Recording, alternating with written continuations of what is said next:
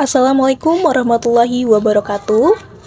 Saya Aura Syakira dengan NPM 2213023018 dari kelas 4B. Di sini saya akan membuat video untuk UAS PBtik mengenai membuat media dan asesmen elektronik dan kelebihan atau keunggulannya. Nah, dari media yang telah saya buat ini, yaitu LMS Modelenisia, saya membuat dari situs edukati.com. Baiklah, ini untuk kelasnya.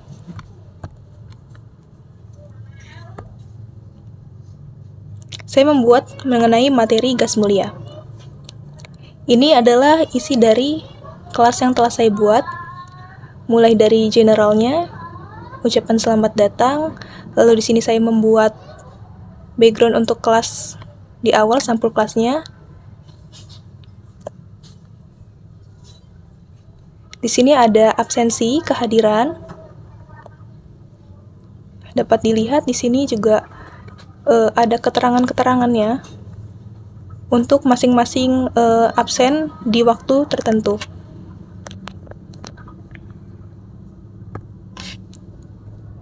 Lalu di sini ada pendahuluan. Lanjut, di sini ada kelas pertemuan 1. Ini isinya. Sini juga saya membuat materi modul pembelajaran yang dapat diakses di sini. Sebelumnya saya memasukkan ke dalam flipbook terlebih dahulu, lalu linknya saya masukkan ke sini. Sini ada, nah yang dapat siswa baca di sini. Kemudian di sini ada PPT juga. Lalu di sini juga ada materi pembelajaran lagi mengenai materi gas mulia. Lalu di pertemuan kedua di sini saya membuat indikator pencapaiannya.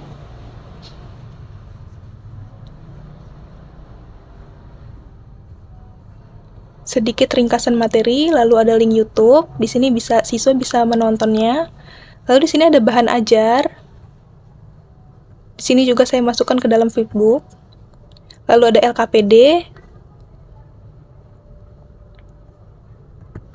LKPD-nya berupa dokumen.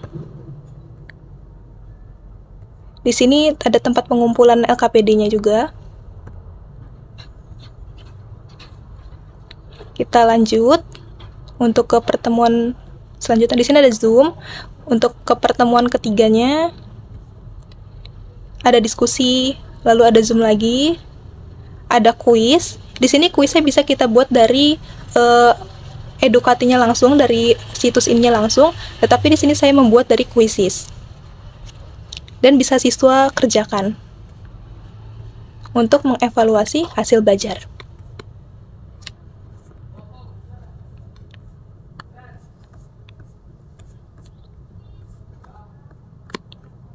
Baik, pada LMS sendiri ini atau website Edukati ini adalah situs web yang didedikasikan untuk memberikan informasi materi pembelajaran atau sumber daya pendidikan kepada penggunanya. Nah, situs-situs ini bisa menawarkan berbagai macam konten, mulai dari artikel, video, modul interaktif, kuis, hingga forum diskusi. Nah, tujuan dari website Edukati ini adalah menyediakan akses mudah dan fleksibel kepada pengguna untuk belajar.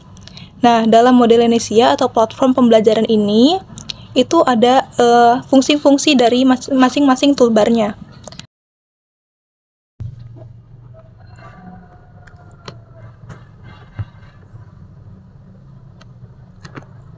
Di dalam Modelenisia ini, ada toolbar aktivitas yang memiliki fungsi yang berbeda-beda.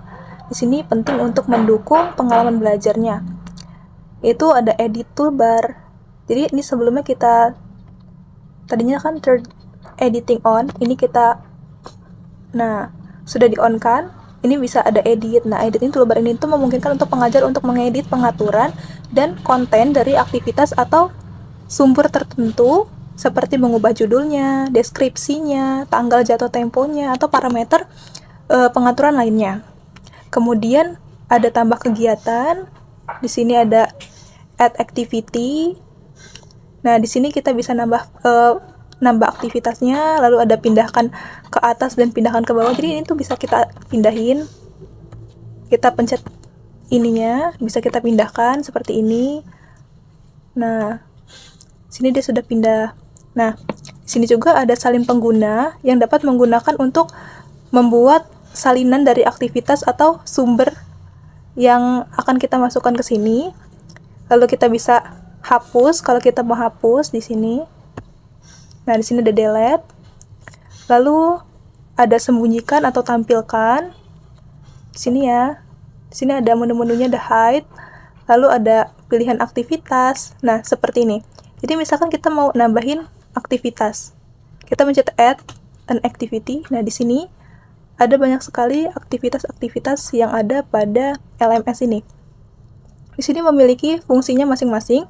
Yang pertama ada assignment. Di sini memungkinkan pengajar untuk memberikan tugas kepada siswa yang dapat dikumpulkan secara online. Jadi siswa itu dapat mengirimkan file, teks online, atau keduanya yang kemudian akan dinilai oleh pengajar. Di sini ada attendance. Di sini mengelola dan melacak kehadiran siswa. Yang tadi kan ada absen. Nah, di sini nanti dia akan kelihatan di sini. Nah, terus di sini ada big blue button. Di sini alat untuk konferensi video langsung yang terintegrasi. Nah, digunakan untuk mengadakan kelas virtual, pertemuan, dan diskusi langsung dengan virtual seperti layar berbagi, chat, dan rekaman sesi. Lalu di sini ada book. Nah, di sini membuat materi ajar dengan bentuk buku yang terdiri dari beberapa bab dan subbab. Nah, memudahkan siswa juga untuk mengakses materi dalam struktur yang terorganisir. Karena di sini ada siswa itu bisa mendownload dari sini, jadi nggak perlu lagi nyari-nyari lagi. Jadi gurunya bisa memasukkan materi apa saja yang sesuai, lalu bukunya bisa ditaruh di sini. Lalu di sini ada chat. Nah, chat ini fasilitas untuk komunikasi real time antara pengguna di dalam kursus. Nah, ini cocok untuk diskusi cepat atau konsultasi singkat. Di sini ada choice. Di sini alat untuk membuat pertanyaan, pilihan tunggal di mana siswa dapat memilih satu jawaban. Biasanya digunakan untuk voting, survei, sederhana, atau untuk mengetahui preferensi siswa. Di sini ada database.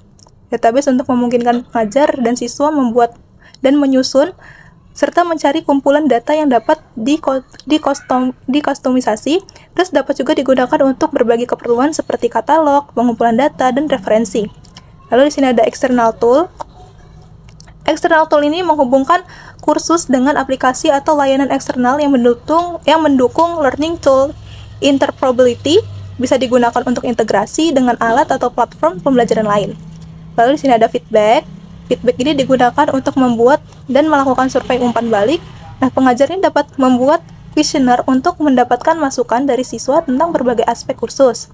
Di sini ada file. Di sini dapat mengunggah dan membagikan file kepada siswa. Nah, berbagai jenis file seperti dokumen, PDF, presentasi, atau gambar dapat diunggah di sini. Jadi sebelum di sini kita bisa mengunggah buku yang nantinya siswanya bisa membacanya. Nah, di sini tuh kita bisa mengunggah file. Jadi ada PDF, ada dokumen, ini bisa di sini. Lalu kemudian ada folder. Nah, folder ini untuk mengorganisir dan menyajikan beberapa file dalam satu folder, memudahkan siswa untuk mengakses kumpulan materi yang terkait. Lalu di sini ada forum. Nah, forum ini alat untuk diskusi asinkron antara siswa dan pengajar. Nah, misalkan di sini sebelum pembelajaran, gurunya itu menyuruh siswa untuk aktif dulu dalam forum, tanya jawab mengenai materi, lalu ntar pada pembelajaran akan didiskusikan kembali. Lalu di sini ada glossary. Nah, di sini tuh membuat daftar istilah atau definisi penting dan khusus. Siswa dan pengajar dapat menambahkan entry dan mencari istilah yang diperlukan. Bisa dimasukkan ke dalam sini. Lalu ada H5P. Di sini tuh membuat dan menyajikan konten interaktif seperti kuis, video interaktif, dan presentasi. Nah, H5P ini memungkinkan pembuatan konten yang dinamis dan menarik. Lalu selanjutnya ada LMS Content Package. Nah, di sini mengimpor dan menyajikan konten yang dikemas dalam format LMS atau Instructional Management System yang memungkinkan kompatibilitas dengan standar e-learning lain. Lalu di sini ada interaktif konten, fitur untuk menambahkan konten interaktif seperti video, kuis, dan simulasi. Nah, meningkatkan keterlibatan siswa dalam materi ajar. Lalu di sini ada label, menambahkan teks atau multimedia di halaman kursus, dikhusus untuk memberikan instruksi, informasi tambahan atau pemisah pada aktivitas. Lalu sini ada lesson, itu menyajikan materi ajar dalam bentuk modul yang interaktif. Nah, siswa ini dapat belajar dan dinilai melalui serangkaian halaman dan pertanyaan. Sini ada page, ini membuat halaman konten dengan teks, gambar, media, link, dan digunakan untuk menyampaikan informasi atau instruksi dalam bentuk halaman web. Lalu sini ada quiz. Nah, tadi kan pada materi ini saya membuat dari quizzes. Nah, sebenarnya pada LMS model Enesia ini terdapat kuisnya juga gitu. Jadi kita bisa bikin langsung dari sini soal-soalnya. Nah, kuis ini digunakan berbagai jenis pertanyaan seperti pilihan ganda, isian singkat, dan esai, dan dapat digunakan untuk menguji atau mengevaluasi kepemahaman siswa. Lalu di sini ada SCORM package. Di sini mengimpor dan menyajikan konten pembelajaran yang dikemas dalam format SCORM atau Shareable Content Object Reference Model yang memastikan interoperabilitas dan pelacakan aktivitas belajar.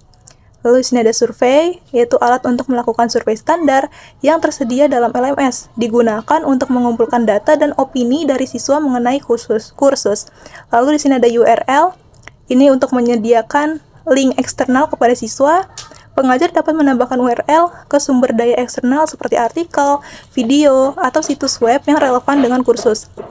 Lalu sini ada wiki. Wiki ini membuat halaman yang dapat diedit bersama oleh siswa dan pengajar. Wiki ini cocok untuk kolaborasi dalam penyusunan dokumen atau proyek kelompok.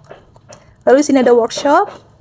Workshop ini adalah aktivitas penilaian sebaya di mana siswa mengumpulkan karya mereka dan menilai karya siswa lainnya berdasarkan kriteria yang ditentukan, meningkatkan keterlibatan dan refleksi diri pada masing-masing siswa.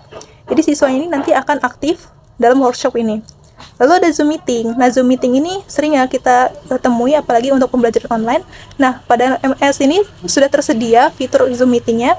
Nah, di mana integrasi dengan Zoom ini untuk mengadakan pertemuan video langsung, atau pengajar dapat menjadwalkan, mengelola, dan melakukan sesi Zoom dalam LMS ini. Baiklah, ini untuk fitur-fitur yang ada dalam LMS. Kemudian, manfaat dan fungsi edukati ini secara online dan offline itu misalkan untuk menyediakan layanan pendidikan secara online, terus untuk memudahkan pemberian tugas atau mengumpulkan tugas secara tidak langsung yang dapat diakses dimanapun dan kapanpun. Lalu untuk pelajar lebih efektif dalam belajar karena dalam platform ini tuh gurunya sudah memberikan panduan belajar, bahan ajar, dan sumber belajar. Nah, memudahkan pengguna dalam absensi. Jadi absensinya tidak perlu manual, tetapi di sini sudah ada. Jadi bisa langsung aja absen secara online.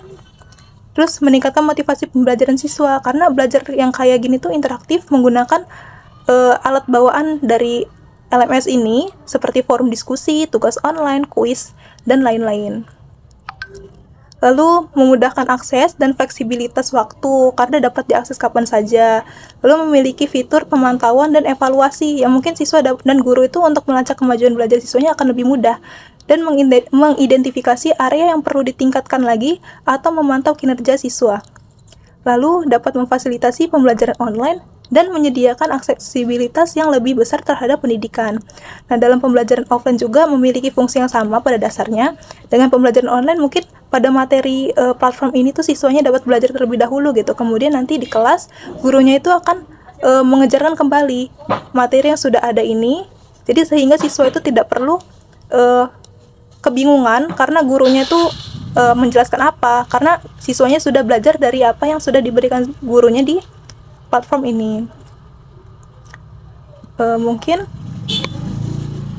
kegunaan lainnya itu dalam pembelajaran ini tuh dapat meningkatkan motivasi, terus memudahkan pemberian tugas dan mengumpulkan tugas secara tidak langsung. Lalu untuk kekurangan sendiri tuh Educati ini kan merupakan platform online, jadi memiliki kekurangan juga ya pastinya, terlebih lagi pada jaringan. Jadi seringkali ada masalah koneksi internet menyebabkan kesalahan akses situs gitu, jadi kayak sering error gitu, atau gateway yang membuat pengguna Educati ini seringkali terhalang. Terus untuk guru sendiri itu mungkin banyak sekali yang belum mengerti untuk mengedit ini, jadi memerlukan keterampilan dan